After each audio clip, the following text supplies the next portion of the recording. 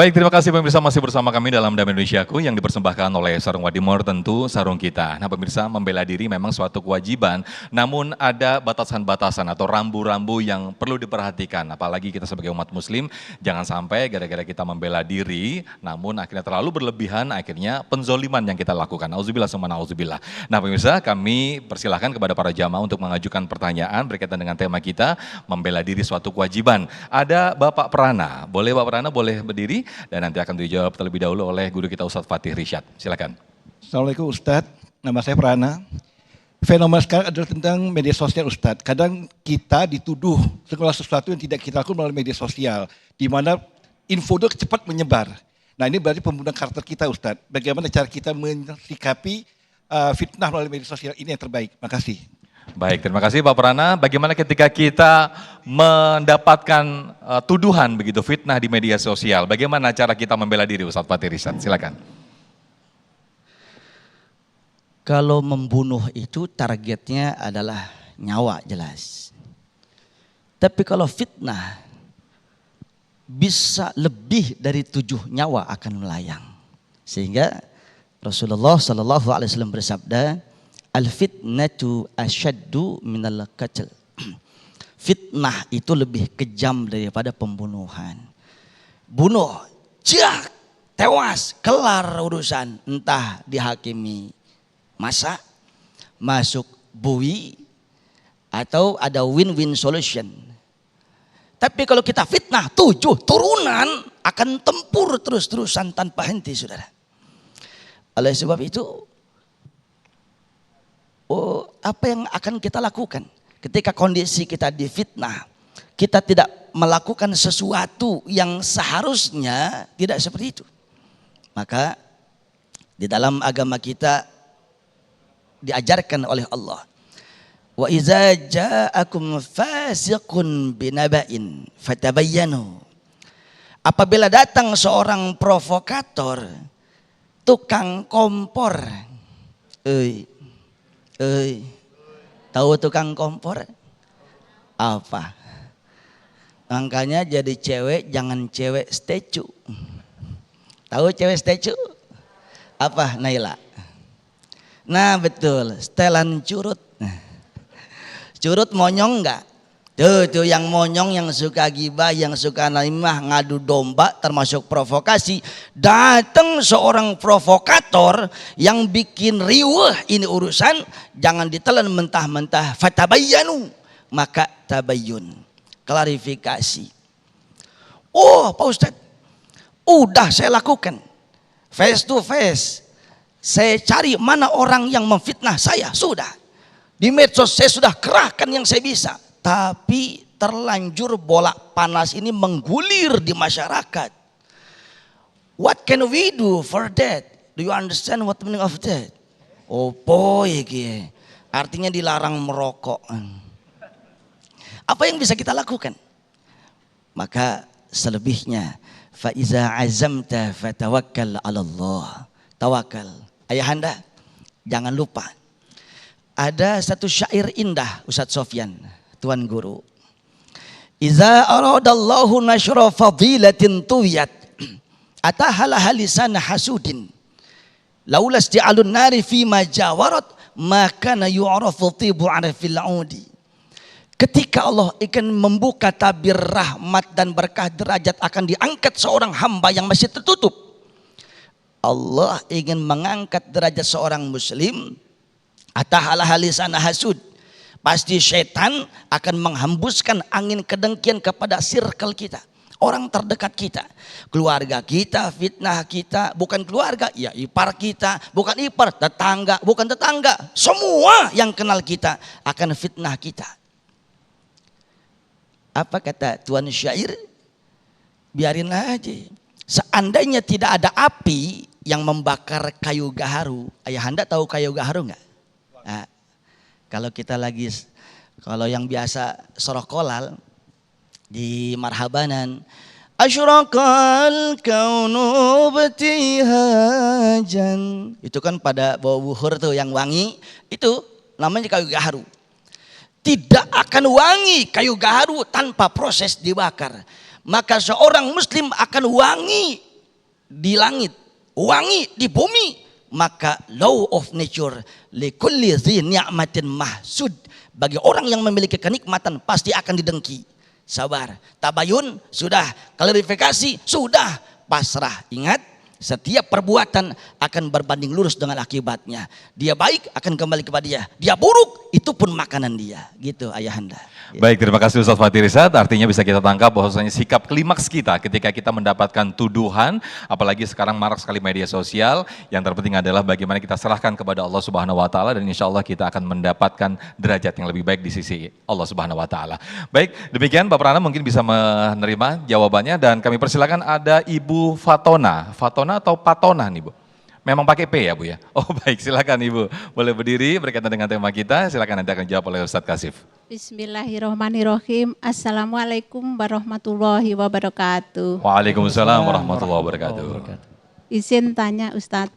Ustadz, bagaimana cara kita kalau dizolimi atau direndahkan sama orang, cara pembelaan diri kita sesuai dengan syariat Islam agar di hati kita itu tidak ada rasa dendam? Dan apakah salah kita menjauh sama orang yang mendolimi serta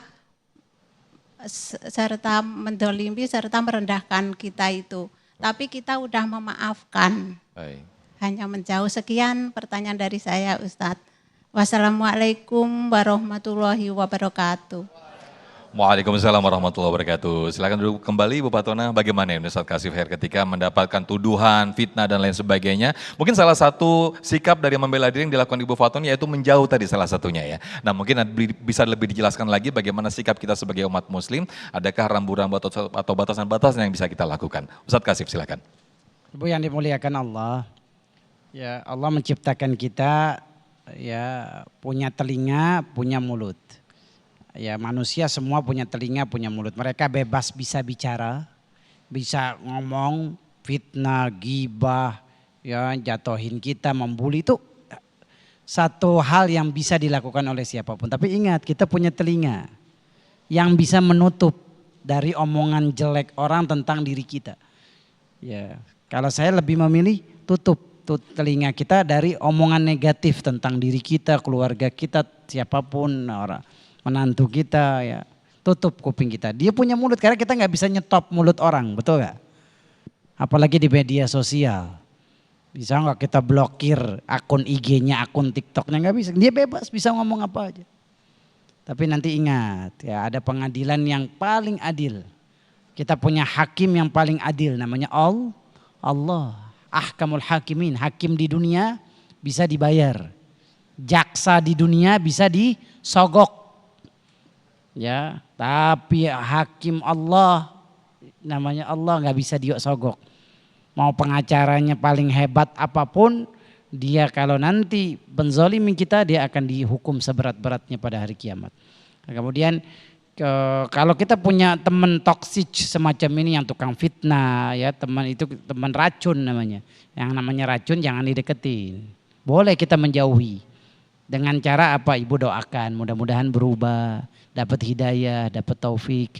Dan kita ingat bahwa celaan manusia kepada kita tidak akan mendatangkan bahaya di dunia dan di akhirat. Ingat, celaan yang bisa mendatangkan bully, yang bisa mendatangkan mudarat buat kita cuma dari Allah. Manusia membuli saya, kamu jelek, kamu begini, begitu. Dia tidak membahayakan saya, jadi nggak usah dipikirin. Tapi kalau Allah yang menghina saya, hancur hidup saya. Allah menghina orang yang suka makan riba. Allah menghina orang yang membuka aurat. Baru saya bahaya. Allah menghina orang yang tidak sholat. Ya, kalau Allah yang menghina baru. Allah yang menghina baru saya pikiran. Tapi kalau manusia karena celaan dia tidak membahayakan, pujian dia tidak memberi manfaat. Kalau Allah yang memuji baru manfaat buat hidup saya. Makanya saya punya quotes buat ibu. Sibuk mencari penilaian manusia adalah sumber kegelisahan. Sibuk mencari penilaian Allah sumber ketenangan. Jadikan WA status. Baik, Masya Allah. Terima kasih Ustadz Kasif Her atas jawabannya. Berikutnya kami persilakan atas nama Bapak Asep. Boleh berdiri Bapak Asep. Untuk mic-nya boleh digeser. Silakan Pak Asep, nanti akan dijawab oleh guru kita Ustadz Fatih Rizad. Assalamualaikum warahmatullahi wabarakatuh. Nama saya Asep Saifullah. Izinkan saya bertanya. Membela diri tentu saja adalah kewajiban. Dan pada dasarnya tentu saja sebaik-baik pembelaan pertolongan dari Allah Subhanahu wa taala. Lebih banyak sedikit gitu ya. Saat terjadi perundungan misalkan, kita diajarkan bela diri dengan fisik ataupun seni bela diri. Namun tidak sedikit meminta pertolongan kepada Allah Subhanahu wa taala dengan zikir ataupun ritual tertentu. Pertanyaannya, apa batasan ritual ataupun bacaan tertentu sehingga tidak keluar dari agama kita? Terima kasih. Baik, mungkin saya bisa pertegas lagi, adakah ritual atau bacaan-bacaan khusus bagi kita agar terlindungi dari kezaliman-kezaliman sehingga kita bisa membela diri? Mungkin seperti itu, Ustaz Fatih. Silakan Ustaz Fatih. Nih kayaknya nyindir saya nih. Dulu saya mantan dukun soalnya. Ustaz Fatih juga punya perguruan ini kalau nggak salah ya. Dulu. Oh dulu ya. Masih setengah manusia. Baik Pak Saiful, pertanyaannya selain daripada martial art, seni bela diri, adakah doa untuk mencegah? Sebetulnya sebelum kontak fisik, yaitu dulu tuh yang diajarkan sebagai pribadi muslim. Setiap langkah hidup kita seyogianya al-iqtida wal ittiba' anin nabi. Ngikut semuanya kepada Kanjeng Rasulullah. Saya meneruskan dari gurunda Kiai Kasif Khair. Itu doa wajib ibu baca, ayahanda baca. Bahkan Rasulullah bersabda, orang yang membaca doa sama seperti senada seperti guru kita. Allahumma inna nas'aluka al-'afwa wal 'afiyah wal mu'afata ad-daimah fid din wad dunya wal akhirah wal fawza bil jannah. Hadza warid anin nabi. Ini yang jelas datang dari Rasulullah. Orang yang baca doa itu setiap ba'da salat fardu minimal sekali, Allah akan jaga. Kita subuh kita baca akan dijaga semua fisik kita, semua kita yang kita miliki, harta benda kita, keluarga kita sampai zuhur. Zuhur kita baca dijaga sampai sore, sampai asar. Terus ad-doa mukhul ibadah. Doa itu adalah otaknya ibadah, adalah sumsumnya ibadah. Bagaimana keadaan orang yang hidup tanpa sumsum atau ada kanker, maka sebentar lagi tinggal nunggu waktu. Innalillah wa inna ilaihi rajiun. Begitupun seorang muslim, dia sholat tapi tidak berdoa, maka ruhnya mati. Pertanyaannya, ada nggak doa selain daripada yang dianjurkan oleh Rasulullah? Banyak. Tapi jangan sampai lompat pagar. Contoh begini yang saya ajarkan kepada semua pengikut-pengikut sesat saya. Dulu Kiai. Biar lu kagak dibegal, kagak dorong rampok. Nih kebual bacok, tapi dicakar bini berah ya. Jawara takut sama sapu balik juga. Nih doanya, sum-sum ketemu sum-sum, tulang ketemu tulang. Safros bagdik dong berseh berheh. Puh. Ini nih. Seruput kopi lekentut gua pagi. Puh. Ini opo iki? Dari ulama mboten enten, apalagi dari Rasulullah. Kalau ada unsur-unsur yang tidak jelas, saran saya sebagai pribadi yang dulunya setengah manusia, maka tinggalkan. Sebab akan berdampak kepada karakter kita. Manusia yang dipegang omongannya. Omongan itu adalah kacamata hati. Kalau ngomong uang aja, hatinya uang terus. Kayak Kiai ini tadi di belakang ngomong masih istri banyak banget. Maksudnya mohon maaf guru, terlambat tadi. Mohon maaf ya, nggak sengaja. Oh, kalau ini fitnah ya Bu ya. Gitu. Loh saudara, apapun yang kita lakukan, maka itu adalah hati kita. Berarti kalau kita baca punten mohon maaf, yang tidak sesuai dengan koridor syariat, maka ilmu syariat akan nggak masuk kepada hati kita karena sudah dipenuhi dengan noda-noda yang tidak berasal daripada agama kita. Baik Pak Saiful, semoga bermanfaat. Ya. Baik, Bapak Asep, mohon maaf Ustadz Fatih. Tadi yang bertanya Bapak Asep. Baik, terima kasih Ustadz Fatih Rizad atas jawabannya yang telah disampaikan. Dan pemirsa satu lagi kami persilakan atas nama Ibu Ana, boleh berdiri Ibu Ana untuk mengajukan pertanyaan berkaitan dengan tema kita, membela diri adalah wajib bagi kita. Silakan Ibu Ana, mic-nya boleh digeser ke Ibu Ana dan akan dijawab oleh guru kita Ustadz Kasif. Assalamualaikum warahmatullahi wabarakatuh. Pertanyaannya, gimana kalau kita menolong seseorang tapi terpaksa, Pak? Hukumnya gimana? Menolong seseorang tapi terpaksa. Terpaksanya karena kenapa tuh? Ya sebenarnya kita nggak mampu tapi karena nggak enak jadi ya terpaksa menolong gitu. Oh Masya Allah, jadi terpaksa, jadi membela diri orang lain begitu ya mungkin ya Bu ya. Tapi kondisi kita sebetulnya tidak mampu, tapi membantu untuk membela diri orang lain begitu ya Bu ya. Baik, terima kasih Ibu Ana, boleh duduk kembali. Bagaimana ini Ustadz Kasif? Bagaimana ketika kita membela seseorang lain tapi kondisi terpaksa begitu Ustadz? Ya Ibu, itulah naluri manusia ya. Naluri manusia itu dia pasti ingin membela diri dan orang lain.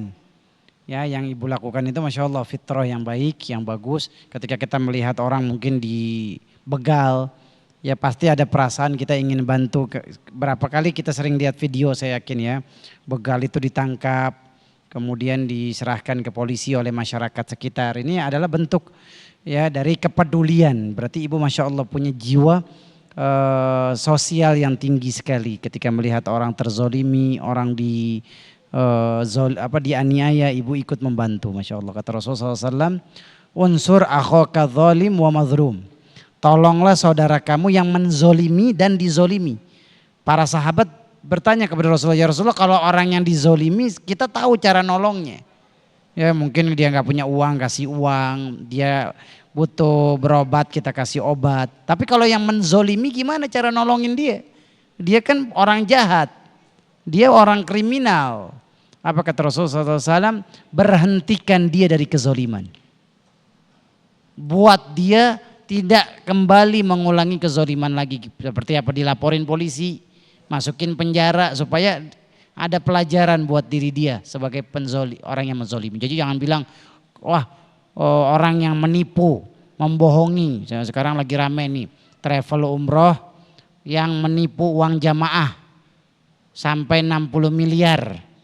Ya, terus ada yang ngomong ke saya, Ustadz, kesian kalau dilaporin anak istrinya. Justru cara kasihanin dia dengan apa, tidak menciptakan korban baru. Kalau dia masih ada, masih promosi, masih menjual harga paket umrohnya, dia nanti akan ada korban-korban baru, betul?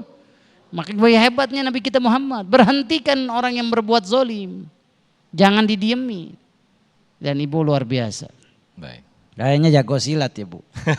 Karena di Muhammadiyah ini Ustadz Sofyan punya pencak silat namanya tapak suci. Tapak suci, betul. Makanya saya kalau sama orang Muhammadiyah salaman suka takut Bu. Takut patah tangan saya. Tapi ada hukum yang berubah nggak Ustadz Kasif ketika kita tidak mampu untuk membela diri orang lain? Adakah hukum yang berubah? Karena tadi dikatakan bahwa membela diri adalah wajib hukumnya. Adakah hukum yang berubah Ustadz? Ya, fattaqullaha mastata'tum. Saya tadi setuju dengan Teteh ditanya pilih nyawa apa harta. Ya udah saya pilih nyawa. Ya, bertakwa kepada Allah sesuai kadar ketakwaan kita masing-masing. Yang padahal kalau kita diambil harta kemudian kita melawan, membela diri, kita mati syahid. Berarti kita nggak mau mati syahid. Man qutila duna malihi fahuwa syahid, kata Nabi. Siapa yang terbunuh karena jaga hartanya dia mati syahid. Man qutila duna ahlihi fahuwa syahid. Siapa yang mati karena bela keluarganya, istrinya mau diperkosa dia bela, dia mati syahid.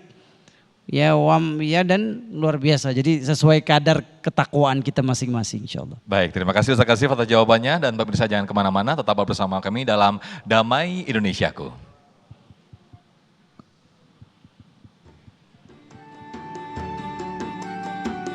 Baik pemirsa dimanapun antum berada, wabil khusus pemirsa Damai Indonesiaku TV One di seluruh pelosok Indonesia.